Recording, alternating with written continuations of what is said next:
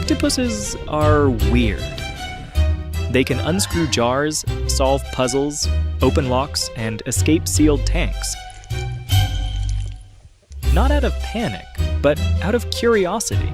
They've been seen walking on two arms like land creatures, collecting shells and rocks for shelter, even stealing cameras from divers. They can copy other animals, flatten themselves like a flounder, spread their arms like a lionfish, or slither like a sea snake to scare off predators. Well, a few days ago, I just saw this clip of an octopus carrying coconut shells across the ocean floor. At first, it looks almost comical, but what it's doing is far from random. This octopus is preparing for something that hasn't happened yet. When danger comes, it fits itself inside the shells, closing them together like a portable shelter. To scientists, that single act is extraordinary. It shows foresight, the ability to imagine the future and plan for it. Now, some scientists debate whether this counts as true tool use, a behavior once thought to exist only in humans, apes, and a few birds. Or just really clever shelter-seeking behavior. But here's what's undeniable. This creature is planning ahead. It's doing something uncomfortable now for a benefit it won't receive until later. That's foresight. That's a kind of intelligence we thought required, well, us. And that's where the mystery begins. Because this animal isn't a mammal or a bird, it's a mollusk, a relative of clams and snails, soft-bodied, solitary, short-lived. Yet somehow capable of complex, adaptable intelligence. This small act, an octopus carrying pieces of the ocean to build its own shelter, forces us to question everything we thought we knew about evolution and what it truly means to be intelligent. And this is just the beginning of how weird octopuses get. They've been filmed bouncing pill bottles like toys, jetting water at lights to turn them off for fun, unscrewing jars from the inside, and escaping from tanks to hunt in neighboring aquariums before returning home by morning. One octopus in New Zealand became so notorious for breaking out to eat sharks that the aquarium had to install motion sensors. But here's the thing that should absolutely blow your mind. Intelligence evolved twice on Earth, once on our branch of the Tree of Life, and once completely independently in cephalopods. And the octopus? The octopus is the strangest proof of that split. Because if you've ever heard the phrase, intelligence requires society, you'd expect smart animals to be social. Dolphins, elephants, crows, primates, they all live in complex groups. But octopuses? They're loners. Solitary hunters who spend most of their lives avoiding each other except to mate. So how did a creature with no friends, no family structures, and arms that can literally think for themselves become one of the most intelligent invertebrates on the planet? To understand just how bizarre octopuses really are, we need to examine their nervous system. And I mean really examine it, because what we find there challenges every assumption we have about how intelligence is supposed to work. Humans and other vertebrates possess centralized nervous systems. The brain serves as the primary processing center, with the spinal cord distributing commands to the peripheral nervous system. It's a hierarchical structure, one central authority coordinating all movement, sensation, and response. The octopus nervous system follows an entirely different blueprint. An octopus possesses hundreds of millions of neurons, a number comparable to a dog. But the distribution of those neurons is unlike anything in the vertebrate world. Roughly 2/3 of them exist outside the brain. They're distributed throughout the 8 arms, organized into clusters called ganglia. Each arm contains what can only be described as a localized processing center, capable of executing complex behaviors independently. This isn't simply the brain delegating tasks to the periphery. This is genuine autonomy. Researchers have demonstrated that a severed octopus arm, and yes, they regenerate, will continue to respond to stimuli, explore its surroundings, and recoil from unpleasant textures. The arm processes sensory information and executes motor responses without any input from the central brain. And when you consider the octopus's hunting strategy, this architecture makes profound sense. Octopuses squeeze into crevices, probe inside holes, reach beneath rocks, often into spaces where the eyes cannot observe. Those arms need to make rapid decisions about what constitutes prey, what poses danger, and what is merely substrate. Routing every sensory input through the central brain for processing would introduce delays that could mean the difference between catching food and becoming food. So the central brain appears to handle executive functions, strategy, navigation, memory, while the arms manage tactical operations. But the sophistication goes deeper than simple touch. Each arm is covered in suckers, and each sucker is densely packed with chemoreceptors. An octopus doesn't just feel objects, it tastes them simultaneously. Every surface contact provides both tactile and chemical information. The arms are constantly sampling the chemical composition of their environment, creating a sensory map that has no equivalent in human experience. And their visual system presents its own fascinating story.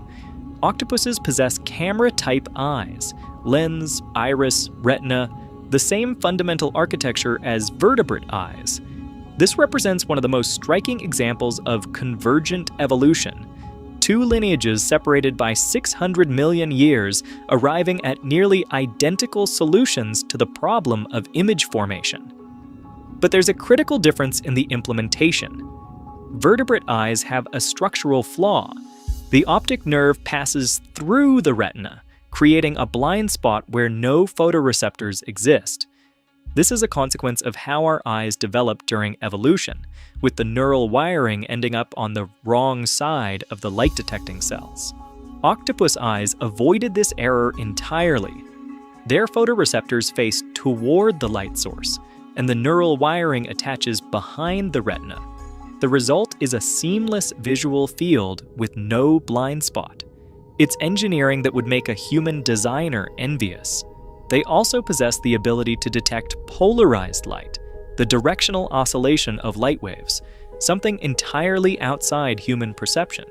This capability allows them to detect transparent prey like jellyfish, perceive contrast in environments where color differences are minimal, and possibly even communicate through polarized skin patterns invisible to most predators. Which brings us to perhaps the most perplexing aspect of octopus vision. The strong evidence suggests they are functionally colorblind. This seems impossible. How can an animal that modulates its body color with extraordinary precision lack color vision? The current scientific thinking points toward an elegant solution. Their skin might perceive color independently of their eyes. Research has identified light-sensitive proteins called opsins distributed throughout octopus skin, the same photopigments that detect light in their retinas. This suggests the possibility that octopus skin can respond to light and possibly color directly without neural processing through the brain. They may not need to visually observe the substrate they're camouflaging against. Their skin might detect it directly and respond accordingly. This represents a fundamentally different model of perception. We construct a visual representation of our environment through our eyes and interpret it in our brain. Whales echolocate through water, building acoustic maps of their surroundings through sound. Octopuses appear to perceive through distributed sensation, taste, touch, possibly even direct photoreception through skin. Intelligence, it turns out, isn't constrained to one sensory modality or one processing architecture. It emerges wherever complex problems require sophisticated solutions. The camouflage capabilities of octopuses have captivated observers for centuries, but the mechanisms underlying this ability are far more sophisticated than most people realize.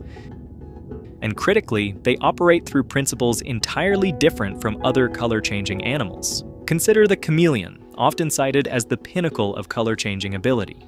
Chameleons modulate their appearance by adjusting the spacing of nanocrystal lattices within specialized skin cells called iridophores.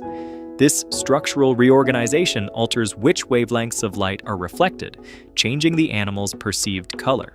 The process takes several seconds to complete, and research indicates chameleons employ color change primarily for social signaling and thermoregulation rather than camouflage. Octopuses operate through an entirely different system, one built on muscular control rather than structural modification. The octopus integumentary system contains 3 distinct types of chromatophore organs arranged in layers. At the surface lie the chromatophores proper, elastic sacs containing pigment granules, red, yellow, brown, or black, depending on the specific cell. Each chromatophore is surrounded by 15 to 25 radial muscles. When these muscles contract, the sac expands, displaying the pigment. When they relax, elastic properties of the sac cause it to contract, hiding the color. Beneath the chromatophore layer sit the iridophores, cells containing plates of reflective proteins that generate iridescent blues and greens through structural coloration. Deeper still are the leucophores, which scatter light to produce white tones. But color alone doesn't create convincing camouflage. Texture matters equally. Underneath the chromatophore system lies a network of muscles called papillae that can raise portions of the skin into 3-dimensional structures: spikes, ridges, branching protrusions, allowing the octopus to mimic not just the color, but the physical texture of coral, rock, or algae. This raises a genuinely unresolved question. What is the subjective experience of controlling this system? When an octopus matches a coral reef, is it making conscious decisions about color and texture, or is this a reflexive response, sensory input triggering automatic motor output? The evidence suggests something between pure reflex and deliberate choice. Octopuses can learn to produce specific patterns in response to training, suggesting some degree of voluntary control. Yet the speed and complexity of pattern generation implies significant automatic processing.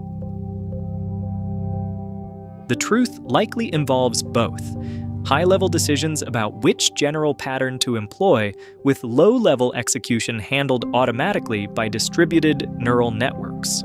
We're observing intelligence that doesn't map neatly onto our categories of conscious versus unconscious action, and that ambiguity is itself instructive. Beyond the coconut-carrying behavior we opened with, octopuses demonstrate a remarkable range of cognitive abilities that extend well into territory we typically reserve for vertebrates. Laboratory studies have documented sophisticated problem-solving across multiple contexts. Octopuses readily learn to open screw-cap jars, manipulate child-proof containers, and navigate multi-step puzzles. They demonstrate individual recognition of human caretakers, responding positively to some individuals and negatively to others based on prior interactions. This requires memory not just of events, but of the specific identities associated with those events. One particularly interesting study demonstrated observational learning. When naive octopuses observed trained individuals solving a novel problem, opening a container to access food, the observers solved the same problem significantly faster than control animals without observation opportunity. This suggests octopuses can extract relevant information from watching conspecifics, an ability typically associated with social species. And then there's play behavior. Play is evolutionarily puzzling because it provides no immediate survival benefit. It consumes energy, requires time that could be spent foraging, and in some cases increases predation risk. Yet play behavior appears consistently in animals we recognize as intelligent: cetaceans, corvids, parrots, carnivores, primates,